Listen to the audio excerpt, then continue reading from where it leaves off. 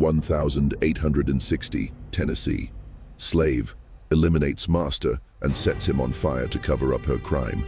On a bitter cold morning in early February 1860, the residents of Maury County, Tennessee, were awakened by the acrid smell of smoke and something far more horrifying drifting across the cotton fields. What they discovered in the smoldering ruins of the Hamilton family's barn would become one of the most audacious and forgotten cases in the annals of the antebellum South. Inside those charred timbers lay what remained of Jacob Hamilton, a wealthy planter whose body had been so consumed by the blaze that only a silver ring engraved with his initials and a few bone fragments remained identifiable. But this was no accident, nor was it a spontaneous act of violence. This was the culmination of 7 years of brutal oppression, which had pushed a two-year-old enslaved woman named Hannah to an act so desperate that the courts of Tennessee grappled with the question of whether an enslaved person had the right to resist their master. What happened in that barn was more than just a murder.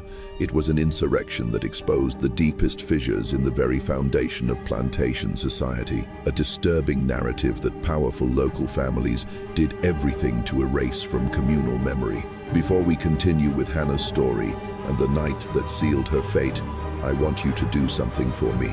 Hit the subscribe button and let me know in the comments which state you're listening from, because this story reveals truths about American history that every corner of this country needs to hear. The events I'm about to recount are reconstructed from forgotten testimonies, personal letters, and obscure court records preserved in the Tennessee archives, though many crucial details are believed to have been deliberately destroyed over time. Maury County in 1860 was a bustling cotton hub where plantations stretched like white oceans, dotted with stately farmhouses and dilapidated slave quarters. This county was a crucial part of Tennessee's Black Belt, a fertile land where the cotton economy had created a wealthy planter aristocracy, complete with the brutal institution of slavery that underpinned their prosperity. Nearly half of the county's population lived in bondage, toiling under the scorching sun in cotton fields and serving in the grand mansions of families who had migrated from North Carolina and Georgia, seeking greater profits from white gold. Jacob Hamilton was exactly the type of man who thrived in this environment. At 55, he owned a vast farm with an imposing 2-story house, numerous outbuildings, and 80 acres of prime cotton land. Neighbors knew him as a harsh widower who had run his farm with an iron fist after his wife's death in 1852. His farm produced enough cotton to sustain a wealthy lifestyle, and he owned 8 enslaved people to ensure maximum profit. What set Hamilton apart from many slave owners was not his wealth, but his reputation for cruelty and absolute control. Other enslaved people would later testify that his farm operated in an atmosphere of fear, that everyone moved with the tense silence of those who understood the price of the slightest mistake. The local Baptist congregation knew him as a generous donor, though no one saw him display compassion outside the church walls. In 1853, Hamilton made a purchase that would seal the fate of both him and a 5-year-old girl whose actions would become a whispered legend within the enslaved community. At an auction in Nashville, he paid $700 for Hannah, described in the bill of sale as a quadroon girl, skilled and with potential for house service. The seller, a trader from Alabama, praised Hannah's sewing skills as a valuable asset. This phrasing concealed darker implications in the antebellum South's human markets. Hannah's journey from the auction block to Hamilton's farm was only a few dozen miles, but it represented a turning point into a nightmare that would last the next 7 years of her life. She was a small girl for her age, with eyes described by witnesses as sharp and a calm demeanor that concealed an intelligence far beyond her status. Other enslaved people would later recall that she could read and write simple words, skills not only rare but also forbidden, which could lead to brutal punishment. The Hamilton farm where Hannah arrived that autumn was an isolated world, a small kingdom where Jacob Hamilton's will was supreme law. It was isolated enough that the sounds of brutality could not escape, yet close enough to Columbia for Jacob to maintain his reputation as a respected member of the Baptist community. The main house stood on a rise, overlooking the slave quarters, which consisted of 2 dilapidated cabins with dirt floors and gaps in the walls for the wind to whistle through. Behind the house was the barn, which would later become the stage for one of the most shocking acts of defiance in Maury County's memory. It was an old but sturdy structure, built of local oak with thick walls that could muffle any sound, and a dark loft where cotton and farm tools were stored. From the moment Hannah set foot on Hamilton's land, other enslaved people later testified that a new heaviness settled over the already oppressive atmosphere of the farm. The other enslaved people, Old Samuel, an older man, Sarah, a middle-aged woman with tired eyes, and her two young sons moved with even more reserve than the usual resignation of those in bondage. When questioned years later during interrogations, a few whispered that Hamilton had warned them to turn a blind eye to how he treated his new property. What none of them could have imagined was that this small 5-year-old girl would eventually become the focus of a legal confrontation, exposing the rotten falsehoods of plantation society, forcing Tennessee's courts to confront questions they had deliberately ignored for generations. Did an enslaved woman have the right to defend her body from her own master? Did property have the right to resist when being destroyed? And what would happen when the absolute power of white men, protected by law, collided with the very moral principles they preached every Sunday? The abuse began almost immediately after Hannah arrived at the Hamilton farm, and it continued with methodical brutality throughout the next 7 years. What we know of those horrifying days comes largely from the testimony Hannah herself would later give.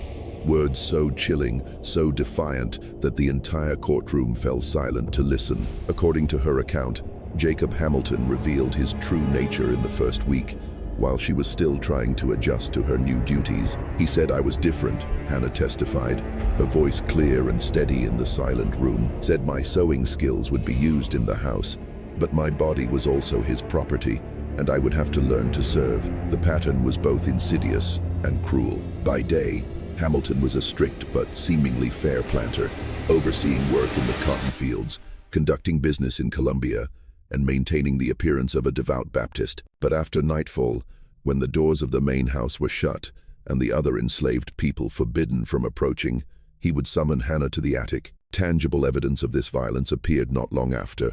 Hannah gave birth to a son in 1856, when she was only 18. Neighbors later whispered that they knew nothing of the relationship between Hamilton and the young enslaved woman, though it was impossible not to notice a child growing up on the farm of a widower. The child bore an undeniable resemblance to Jacob Hamilton, with the same sandy hair and cold blue eyes, prominent features of his family line. More chilling were the methods Hamilton used to ensure Hannah's absolute submission and silence. According to testimony from Sarah, another enslaved woman, Hamilton always carried a small dagger, not for work, but as a constant reminder of his power. He would wipe it in front of us, Sarah recounted, and say that one wrong word could lead to a cut tongue. This threat, combined with strict control over food and brutal punishments for the slightest transgression, created an atmosphere of terror. A gesture of pity, a sympathetic glance for Hannah could cost anyone dearly,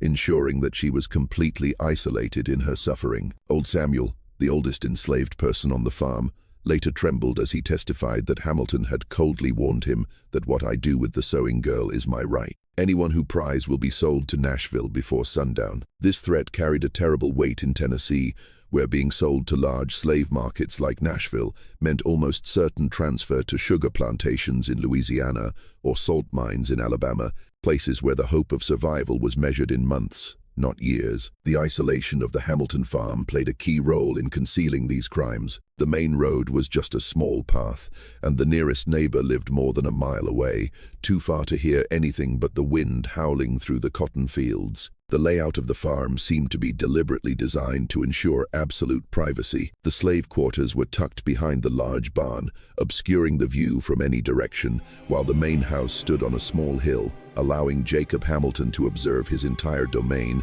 and anyone who dared to approach. After the death of her first child, Hannah's grief deepened, but the abuse did not stop. The local Baptist pastor, Reverend Elias Vance, would later admit in court that he noticed Jacob Hamilton seemed strangely content after his wife's death. When questioned by the defense attorney, Vance hesitantly admitted that he found it strange that Hamilton, a wealthy and healthy man, had no intention of remarrying. Instead, Hamilton often spoke of the efficiency of his small household, an implicit reference to the current situation. What made Hannah's situation even more hopeless was the legal framework that enabled it. Under Tennessee law, enslaved people were defined as chattel personal property, with no legal right to seek protection from their master's abuse. More specifically, state law did not recognize the possibility of an enslaved woman being raped by her owner.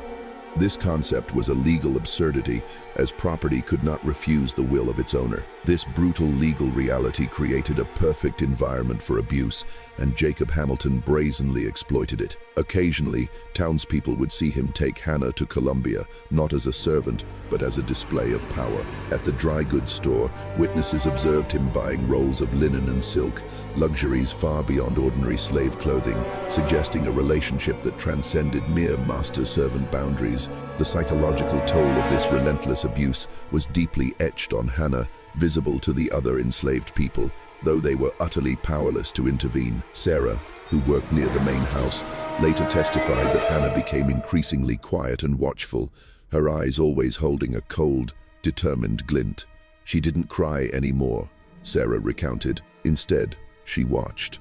The house became eerily silent, as if waiting for a storm. The most morbid aspect of Jacob Hamilton's behavior was perhaps his belief that his actions were not only his right, but also a duty. According to a nephew who occasionally visited, Hamilton often boasted about how he managed his property, claiming that he provided an orderly and purposeful life for his enslaved people, which he considered far better than the chaos of freedom. This twisted logic allowed him to view his systematic abuse of Hannah as a paternalistic act. In his mind, he was caring for her, providing her with a special position that others envied. But by late 1859, something fundamental had changed in Hannah's demeanor. Old Samuel would later testify that she no longer withdrew. Instead, she began asking subtle questions. She inquired about roads leading north, about laws regarding escape, and about what constituted self-defense under white law. Old Samuel recalled one particular evening when Hannah asked him pointedly, "If the law is made to bind us, is it a sin to break it to save oneself?" These questions were not mere curiosity. They were signs of a plan taking shape. As 1859 drew to a close, and the brutal winter of 1860 set in, Hannah, who had endured 7 years of degradation, reached her breaking point. She was about to transform herself from a silent victim into the executor of a bloody sentence of justice, unleashing one of the most audacious crimes in Tennessee's history. The winter of 1860 brought a biting cold to Maury County, with successive snowstorms pushing temperatures well below freezing and snow piling high, completely isolating farms from each other. This harsh weather created a perfect stage for the tragedy that would unfold on a night in early February, providing an ideal cover for both the crime and the frantic effort to erase all traces. During this period, Hannah's behavior underwent a quiet but marked transformation, which the other enslaved people on the Hamilton farm could not help but notice. Old Samuel later testified that she began asking strange questions about the barn. She wanted to know about the strength of the beams, which types of wood caught fire most easily, and whether a large fire could consume everything inside without collapsing the entire structure. At the time, he simply thought she was curious about the place where she occasionally had to work. More ominously, Sarah reported that Hannah had begun to stockpile small but purposeful items: oily rags, a few small bottles of kerosene she obtained from the barn, and even some sulfur powder she found in the tool shed. When asked by Sarah, Hannah simply explained vaguely that she was preparing kindling for the long winter nights ahead. With the biting cold, this explanation seemed reasonable, and no one questioned her further. What we know now, based on the fragments of information revealed during the subsequent trial, is that Hannah had spent months meticulously and daringly planning. Court documents indicate that she had relentlessly sought knowledge. From old newspapers and forgotten books in Hamilton's library, she had pieced together a basic understanding of Tennessee law and realized the utter hopelessness of her situation. If the law offered no justice, she would have to create it herself. The catalyst for Hannah's final decision came in late January, when a sudden, heavy snowstorm isolated the farm for days. Jacob Hamilton, trapped and irritable, spent most of his time indoors, drinking and taking out his frustrations on the enslaved people. For Hannah, this carried ominous implications. Experience had taught her that Hamilton's boredom and confinement always meant increased abuse, as he felt completely free to act without any external scrutiny. On the night of the 1st of February 1860, Hannah made what would later be seen as her direct and final attempt at resistance. According to her own testimony, when Hamilton called her to the attic, she refused. For the first time in 7 years, she said no. This confrontation, occurring at the kitchen doorway while Sarah was cleaning nearby, represented a complete breakdown of the long-standing power dynamic on the farm. Hamilton's reaction was immediate and brutal. Sarah later testified that she heard an angry shout followed by the sound of a resounding slap. When she turned, she saw Hannah sprawled on the floor, a trickle of blood from the corner of her mouth, and Jacob Hamilton standing over her, his face red with rage. "You have no right to refuse me in my own house," Sarah heard him snarl. "Tonight, you will learn your place, once and for all." That night, as the blizzard raged outside, Jacob Hamilton carried out his threat. According to Hannah's later testimony, he dragged her to the attic and subjected her to a brutal assault more violent than any before. But something had changed within Hannah during those long months of planning and self-education. Instead of resigning herself to silent suffering as she had countless times, she made a decision that would reshape her destiny and create one of the most challenging legal cases in Tennessee's history. As Jacob Hamilton, drunk with power and alcohol, fell asleep soon after, Hannah did not cry. She was taking the final steps for an act of defiance that would shake the foundations of Maury County. The night of the 1st of February, 1860, arrived with a bitter wind howling through the snow-covered cotton fields, creating an atmosphere of absolute isolation that settled over the farm like a shroud. The temperature had plummeted to a record low, cold enough for breath to instantly freeze in the air, and the windows of the main house were covered in a thick layer of ice, completely obscuring the outside world. For Hannah, who had been waiting for this moment, the storm was both a prison and an ally.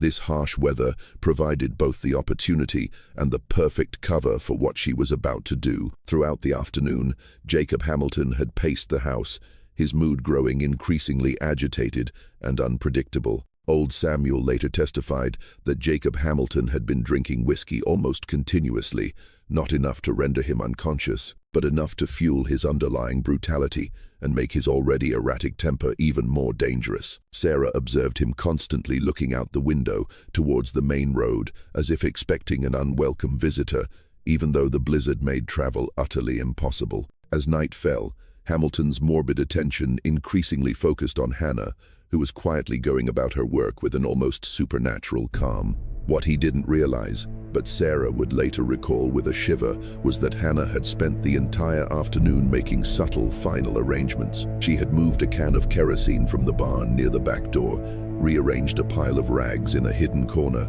and made several short trips to the barn, carrying items she explained were to keep the stable warm. Around 9 p.m., Jacob Hamilton ordered all other enslaved people to return to their quarters and not to come out until morning, a familiar command that signaled an impending night of terror. Old Samuel, Sarah, and the 2 children went to their dilapidated cabin, where they huddled around a weak fire and tried to ignore what they knew was about to happen in the main house. The thin wooden walls of the cabin could not block the howling wind, but it often concealed the horrific sounds emanating from the attic, creating a complicity in silence that had lasted for 7 years. But tonight was different. According to the testimony Sarah would later give, the sounds from the main house followed a strange sequence. Instead of the familiar sounds of violence, there was only a prolonged, heavy silence. Then, there was a short, abruptly cut scream, which sounded like Hamilton, but not angry, rather one of extreme surprise. This was followed by a loud thump, as if something heavy had fallen to the floor. Then silence again, an absolute silence that lasted for nearly 2 hours, so long that Sarah began to fear the worst. The absence of sound was even more terrifying than the usual screams. It signaled that the brutal order of the farm had been irrevocably broken. What we know of the events that transpired inside the Hamilton house during those decisive hours comes primarily from Hannah's own chilling confession, given months later in a packed Maury County courtroom. According to her account, After Jacob Hamilton had committed his bestial act and fallen into a drunken sleep, she did not lie still and wait. She got up, preparing for something entirely different from resignation. "I stood there watching him sleep," Hannah testified, her voice not trembling at all, despite the horror of her words. "I thought of my lost child and of the future he had stolen. I knew that if I did nothing, this nightmare would never end." According to Hannah's account, she quietly went down to the kitchen, where the paring knife she had sharpened for weeks was hidden under a loose floorboard. She picked it up, feeling its cold weight in her hand. When she returned to the attic, Jacob Hamilton had begun to stir. He saw her standing there with the knife in her hand, and instead of fear, he laughed contemptuously. "What do you think you're doing with that, bitch?" he sneered, beginning to sit up. "You're going to pay for this insolence." "I stood up," Hannah continued in her testimony. "I looked him straight in the eyes and told him he would never touch me again. I said I didn't care what white men's law said. There had to be a limit to the evil one person could inflict on another." What happened next would become the centerpiece of one of the most shocking trials in Tennessee's history. According to Hannah's account, Jacob Hamilton lunged at her with a furious rage, intending to snatch the knife. He grabbed her wrist, but in that moment of panic and desperation, Hannah swung her arm with all her might. The sharp blade plunged deep into his chest. The only sound in the room was Jacob Hamilton's gasp of surprise as he fell backward. Hannah later testified that the sudden silence that followed was even more terrifying than his growl. An absolute silence, no more threats, no more oppressive presence that had weighed on her for 7 years. For a few moments, she stood motionless over his twitching body, watching the fresh blood soak through his white shirt. When it was clear that Hamilton was dead, his eyes wide open, staring blankly at the ceiling, Hannah found herself facing a new and equally terrifying reality. She had killed a white man in Tennessee, a crime for which the only penalty was hanging, regardless of the underlying cause. Even if she could prove it was self-defense, the legal system offered no protection for an enslaved person who had raised a hand against their master. What happened next was not the act of someone panicked, but the revelation of an extraordinary intelligence and will to survive that had helped Hannah endure 7 years of hell. Instead of panicking or trying to flee a suicidal act in the middle of a Tennessee blizzard, she systematically began to execute a plan she had been hatching for months. The next phase of Hannah's plan required almost superhuman physical and mental strength. Injured from her struggle with Hamilton, emotionally exhausted, and working alone in the biting cold, she did not falter. Evidence presented at trial later showed that she carried out each step with a cold precision, as if she had rehearsed these actions hundreds of times in her mind. First, she needed to move Jacob Hamilton's body from the attic to the barn, where she could dispose of it completely. This task alone would have discouraged a strong man, let alone a small woman. But Hannah seemed to have anticipated this difficulty. Using a thick rug and pre-hidden lengths of rope, she managed to tightly wrap Hamilton's body, then dragged it down the stairs, across the snow-covered yard, and into the dark barn. Inside the barn, everything was prepared for what was to come. During her trips in and out that afternoon, Hannah had rearranged old cotton bales and dry firewood to create what was essentially a pyre, though she never used that word in her confession. She had also gathered additional flammable materials: kerosene, soaked rags, sulfur powder, and even the rolls of silk fabric Hamilton had bought to show off everything that could burn hot and fast enough to erase all traces. Sarah's testimony was the only eyewitness account of what transpired over the next few hours, though her view was limited from the slave cabin. She reported seeing an odd, flickering light emanating from the cracks of the barn sometime after midnight, much brighter and more intense than the light of a lantern. More terrifying was the smell that began to drift through the air around 3 a.m. It wasn't just the smell of burning wood, but an organic, sickeningly sweet and repulsive odor that made her shiver. It smelled like burning flesh. Sarah testified with a tremor, but stronger, much more awful. The fire Hannah started in the barn burned with an intense heat, its light casting shadows across the stormy night sky.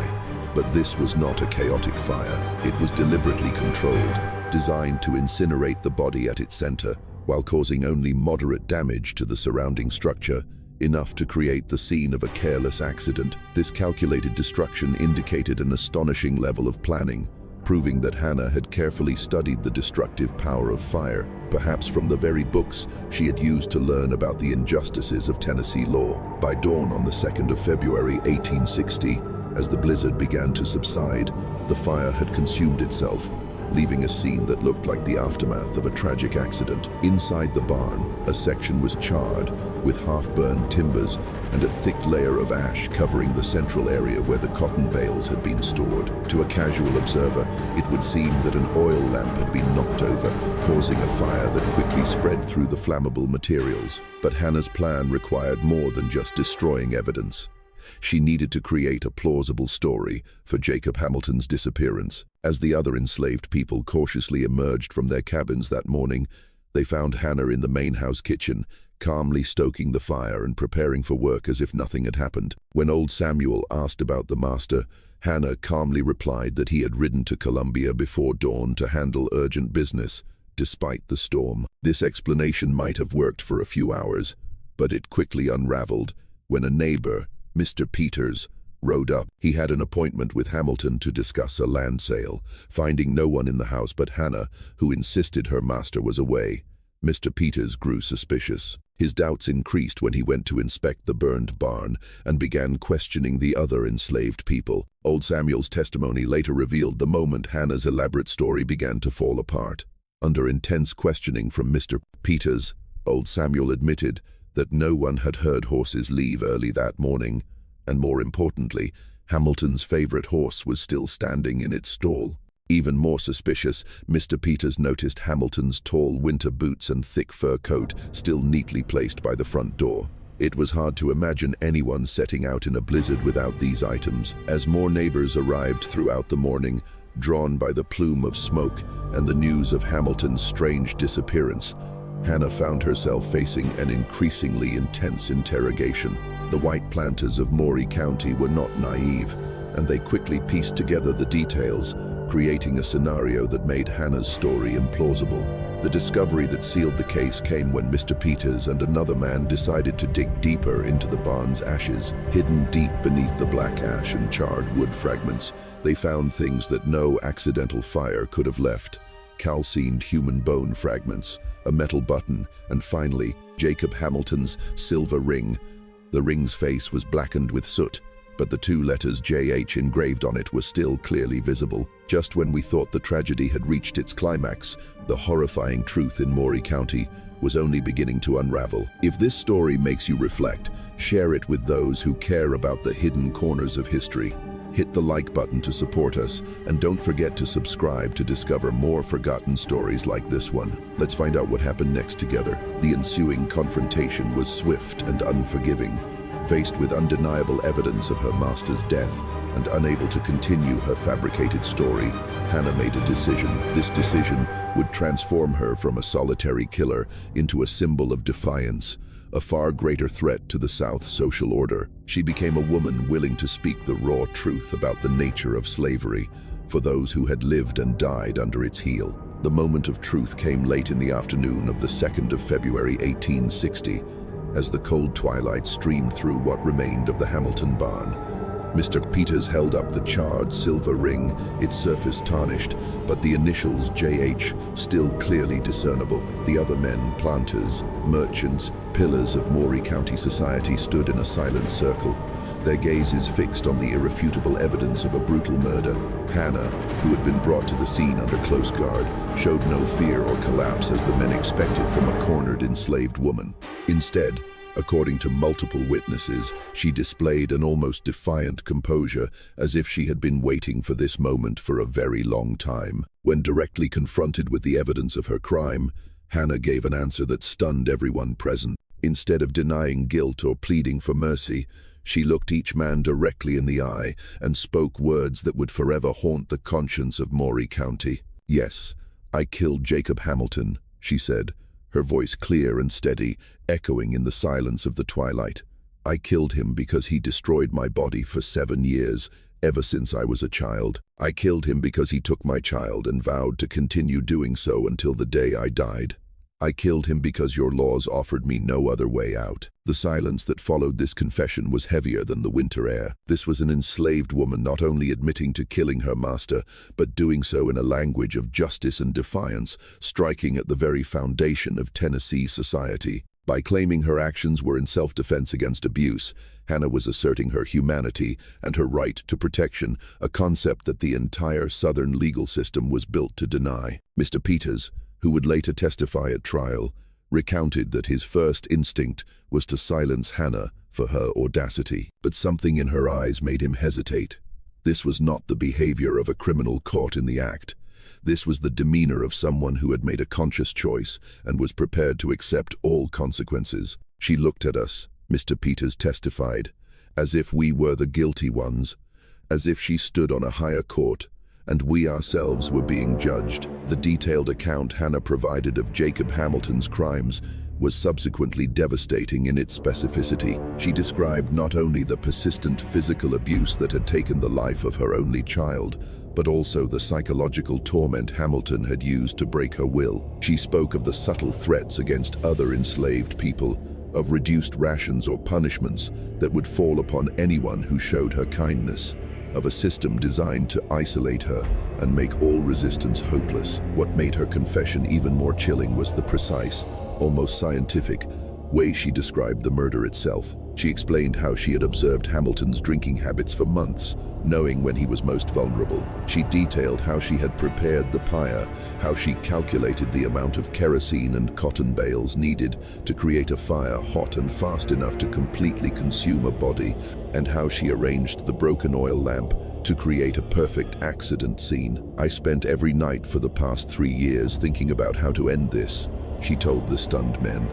I read his books to learn about fire, about how to make something disappear permanently. I wanted him to pay for what he did to me, to my child. Even more shockingly, she provided details about Jacob Hamilton that only someone in a close and forced relationship could have known. The location of a long scar on his back, his habit of muttering to himself when drunk, the morbid conversations that had taken place behind the closed doors of the attic. She described how he would force her into absolute silence during his assaults, how he would mumble biblical verses about obedience, and even more horrifying, how he had begun talking about educating the other enslaved children on the farm as they grew older. But the most shocking aspect of Hannah's confession was not what she revealed about Jacob Hamilton's brutality.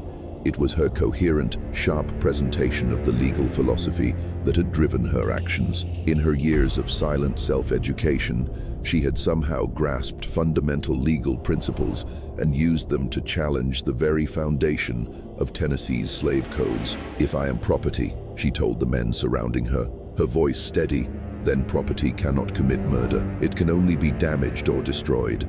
But if you intend to hang me for murder, then you must admit I am a human being.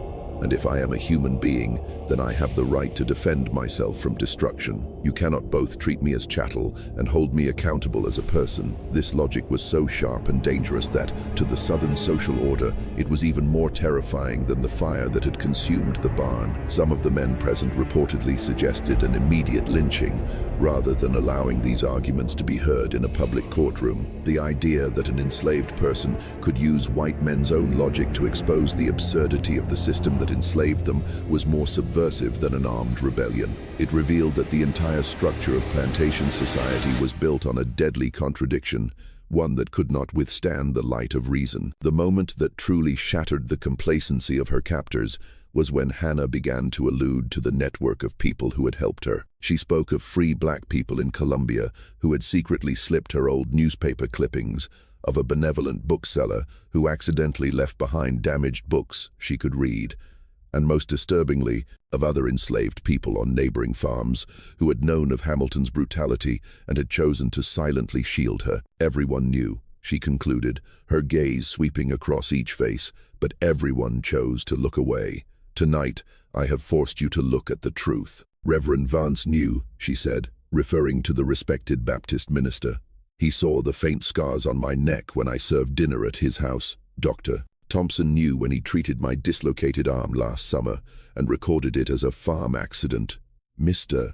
Peter's wife knew too. She saw my desperate eyes every time I accompanied my master to town. They all knew, and they all decided that Jacob Hamilton's reputation was more important than my life. The decision to hold a trial instead of an immediate lynching was ultimately made by Judge Elias Caldwell, who was called to the scene as news of the case spread like wildfire across the county. Caldwell, a North Carolina native and a major slave owner, recognized that Hannah's case raised thorny questions that the legal system could not forever avoid. It was better to address them in the controlled environment of a courtroom rather than letting them fester in the community's conscience. But even as preparations began for what was anticipated to be the most sensational trial in Maury County's history, another layer of mystery began to unfold. During a search of the Hamilton farm, investigators found evidence that Hannah's knowledge and preparation were not solitary. Hidden beneath the floor of her cabin, they found several old books,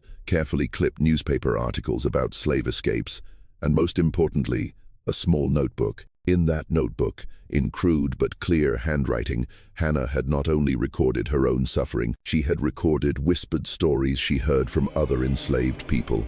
The names of brutal slave owners, dates of abuse, and silent tragedies playing out on plantations across Maury County. Some of the most prestigious families were named, creating the terrifying possibility that Hannah's trial could unravel a network of crime and hypocrisy that the local elite had carefully covered up for generations. The question of how a young, isolated, enslaved woman in rural Tennessee acquired the knowledge, courage, and resources to execute such a calculated act of resistance opened up a new investigation, almost as controversial as the murder itself. Who had helped Hannah? How extensive was this support network?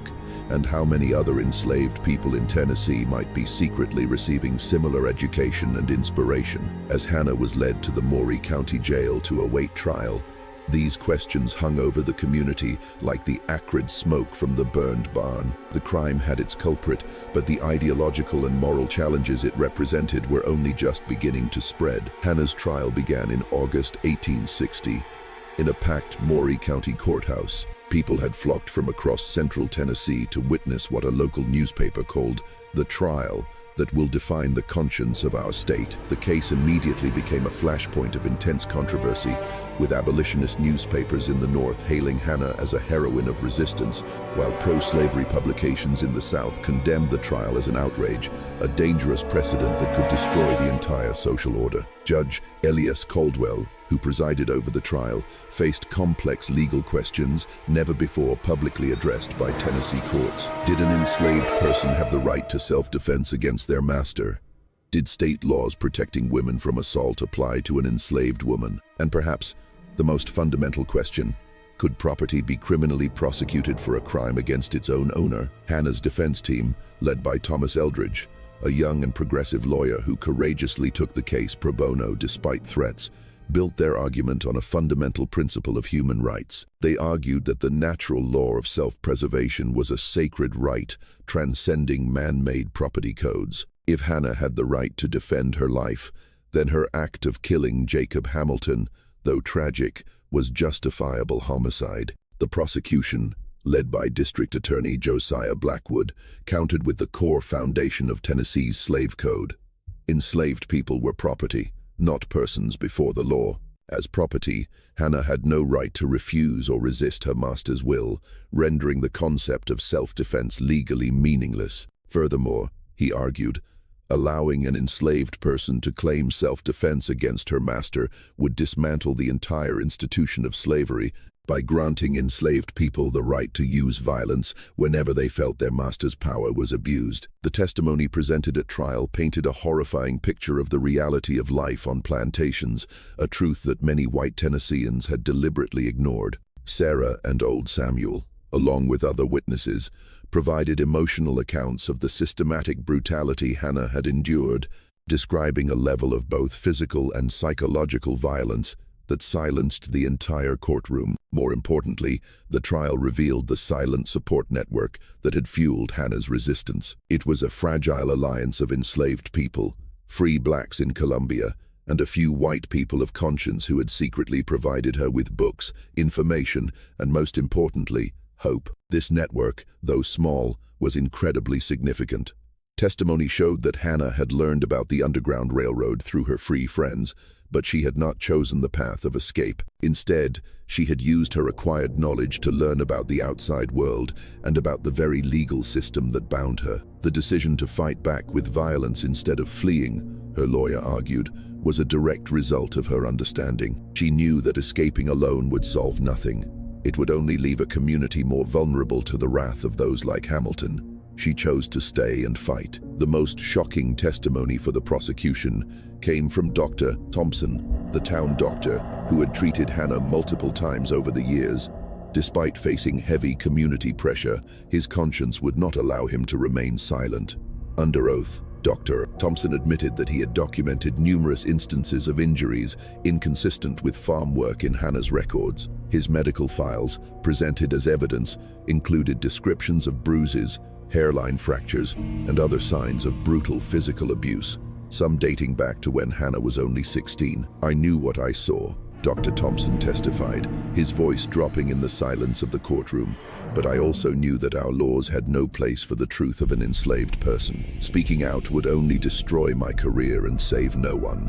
There was no law protecting an enslaved woman from her master." Even more shocking was the testimony of a free black woman named Esther, a laundress in Colombia, who had secretly maintained contact with Hannah. Esther revealed that she had quietly documented stories of abuse she heard from other enslaved women for nearly a decade, creating a painful indictment that implicated many of Maury County's most prominent families. Hannah was not an isolated case, Esther stated emphatically. She was just the first one who had nothing left to lose. Every enslaved woman I knew lived in that fear. They knew their bodies, their lives, were not truly their own. Esther's testimony opened a crack in the wall of silence, sending shockwaves throughout Tennessee society. The defense also presented evidence through letters found in Hamilton's trunk, showing that he was part of a group of planters who regularly exchanged enslaved women for personal purposes, especially when their wives were away. The prosecution's argument began to falter as they attempted to claim that Hannah's actions were due to her rebellious nature rather than self-defense. This argument backfired by inadvertently acknowledging the existence of a prolonged, forced relationship between Hamilton and Hannah, which undermined their own core contention that an enslaved person could not be a victim. As the trial progressed, it moved beyond the scope of a simple murder case.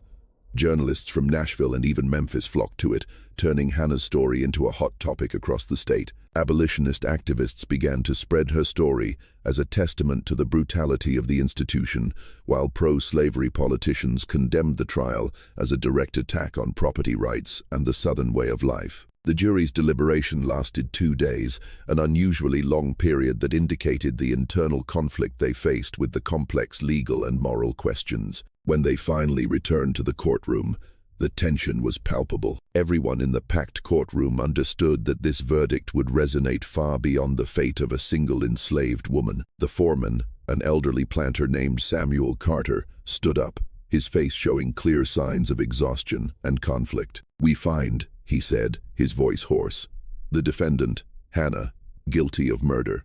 A silence fell. "But," he added, "we, the jury, unanimously recommend the court consider leniency based on the extraordinary evidence presented." The guilty verdict was almost certain under Tennessee law, but the jury's recommendation for leniency was an unprecedented act. In an accompanying note, the jurors admitted that the law had tied their hands, forcing them to convict Hannah, even though many believed her actions stemmed from justifiable desperation. They appealed to Judge Caldwell and the state authorities to reconsider the contradictions within the law, contradictions that had pushed them into an intractable moral dilemma. Judge Caldwell, in delivering his sentence, made one of the most memorable judicial statements in pre-Civil War Tennessee history. Although required by law to sentence Hannah to death, he used his authority to condemn the very system that had created this tragedy. "This court has been compelled to follow laws that consider a human being as property," Caldwell said, his voice echoing in absolute silence,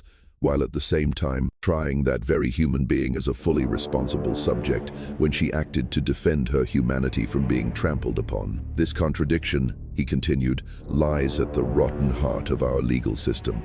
And I believe this very contradiction will ultimately bring down the institution of slavery. Hannah killed her master, and according to our laws, she must pay with her life. But I believe history will judge that the greater crime, the original crime, belongs to a system that offered her no other path but violence. Hannah's execution was set for late September 1860, but she never walked to the gallows. A week before the scheduled execution, with the help of mysterious allies, she disappeared from the Maury County Jail. Despite intense searches and a large reward offered for her capture, Hannah was never found again. Rumors about her fate persisted for decades. Some said she was safely taken to Canada by members of the Underground Railroad, while others whispered that she died during her escape through the treacherous Appalachians. The truth of Hannah's ultimate fate remains one of the inspiring mysteries of Southern history. What is certain is that her case left an indelible mark. It contributed to the simmering national debate over slavery.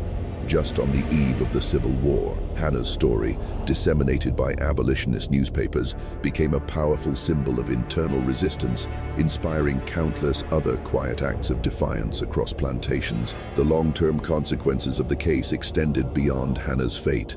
Some of the prominent families named in her notebook faced scorn and disrepute, weakening their power in the region. Dr. Thompson's practice was boycotted and eventually closed. But after the Civil War, he became a strong advocate for the rights of freed blacks and dedicated the rest of his life to providing health care for the formerly enslaved community. And perhaps most importantly, the sharp legal arguments developed during Hannah's trial shaped later debates about human rights and justice. The contradiction that Judge Caldwell pointed out between treating people as property, yet holding them criminally responsible as human beings, became a central tenet in the legal and political struggle to abolish slavery and its legacy. The Hamilton farm itself was abandoned soon after the trial. No one wanted to buy land so steeped in tragedy and infamy. The burned barn was never rebuilt, and locals say the property remains haunted by the memory of the fire of justice and defiance that took place there. By the years after the Civil War, the entire farm had been reclaimed by nature, leaving only the stone foundations of the main house, a silent monument marking the place where one woman's desperate uprising shook the foundations of plantation society. This story shows us that even in the most oppressive and brutal systems, human dignity and will to survive will find a way to emerge, often at an unimaginable cost. Hannah's story forces us to confront painful truths about American history while honoring the extraordinary courage of those who dared to stand up against injustice when the law did not protect them, but was, in fact, their chains. What do you think of this story? Do you believe Hannah's actions were justified given the circumstances she faced? Leave your comments below and let me know your thoughts. If you found this story compelling and want to explore more forgotten chapters of American history, subscribe to our channel, hit the notification bell, and share this video with anyone who appreciates the complex truths of the past. These stories need to be told, and together we can ensure they are never buried. I'll see you in the next video, where we'll turn another page of history they tried to erase.